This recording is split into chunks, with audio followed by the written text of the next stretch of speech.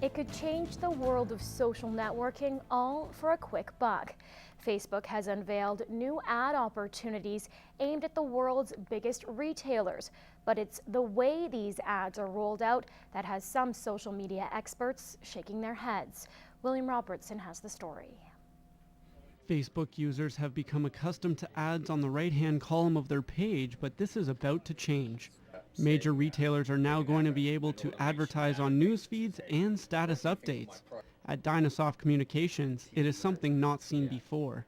It's a pretty huge marketing possibility there that they could generate a tremendous amount of revenue from. The social networking site is urging companies to blend ads to look like normal status updates, but even take it a step further, allowing them to comment on personal photos. That's where I think that the line is being crossed. I really do. I think that we need to have management between who can actually edit your wall and add to your wall rather than just a company that you have no real affiliation to.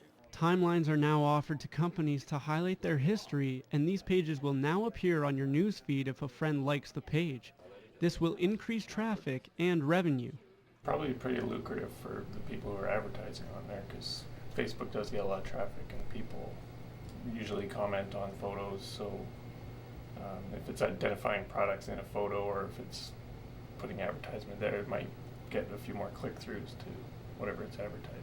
The changes will occur slowly but will raise advertising revenue to an estimated $5 billion this year.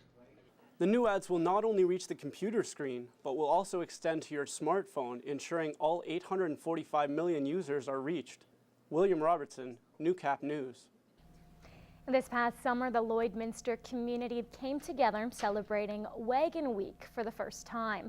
As Kelsey Bloxham reports, the event was a great success and is now being nominated for an award. The Canadian Professional Chuck Wagon Finals have been held in the border city for 19 years now in an attempt to bring the event back into the limelight and make the race a feature event. Organizers step things up a notch. So we kind of dubbed it Wagon Week. We added a 5th day of racing, as well as a bunch of extra additional events and things that were expanded the event outside of the 2 hours of racing each night. And all those extras paid off with a nomination from the Saskatchewan Tourism Awards of Excellence. Somebody else suggested that our brand new Wagon Week be nominated, so we started the process last fall, and then we just found out today that we actually became a finalist. One of 3 in the category for Event of the Year with a budget over $20,000.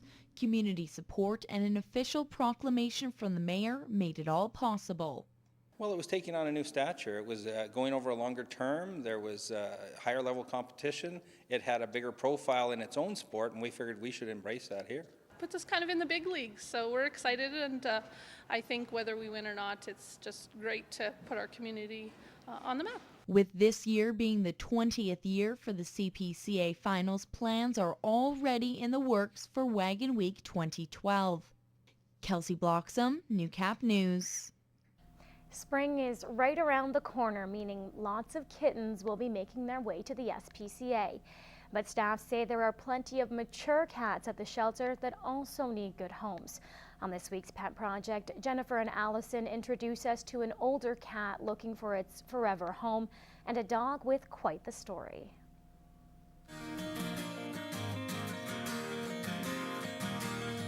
Hi and welcome to this week's Pet Project. I'm at the Lloydminster and District SPCA with Jennifer, and this is Cosmo. Yes, Cosmo is about 4 years old. He's a Bull Terrier cross. He is already neutered, microchipped, up to date on his vaccinations. He just needs a rabies vaccine.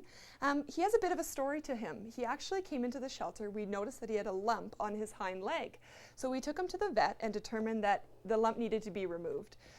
Thankfully, we were able to do the surgery to remove the lump and to neuter him at the same time due to a group of people who donated to his surgery. So just wanted to say an extra thank you to everybody who donated. We were very happy to find out that the results were it was just a benign growth on his leg, so he's now up for adoption.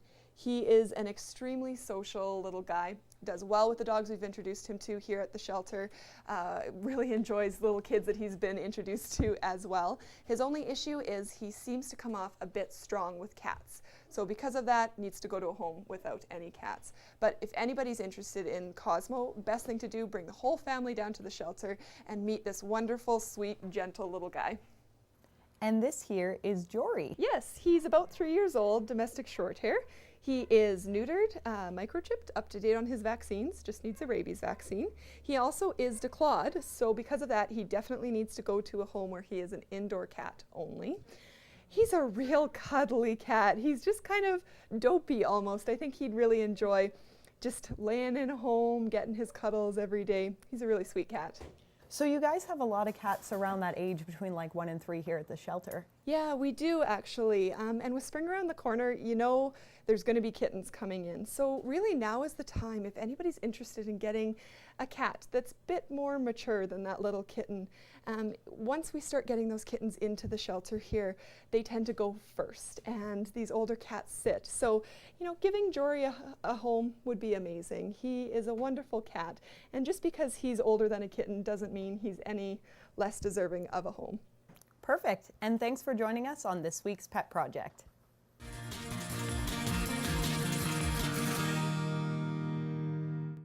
The Pet Project is sponsored by Quick Pick Waste Disposal. Locally owned and operated and serving urban, rural, and industrial customers in Lloydminster and region.